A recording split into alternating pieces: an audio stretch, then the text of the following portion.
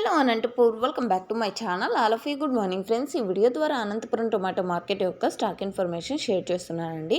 So ముందుగా ఈరోజు date వచ్చేసి 18వ తేదీ అండ్ జనవరి నెల 2025వ సంవత్సరం.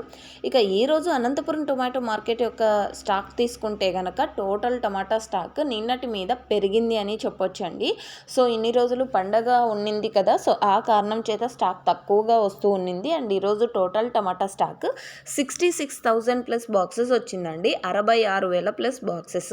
అండ్ ఇక్కడ కేవలం 15 కిలోల టమాటో బాక్సెస్ మాత్రమే ఉంటాయి. అండ్ ఇదండి ఇన్ఫర్మేషన్. యూజ్ అయితే ప్లీజ్ లైక్. Thank you.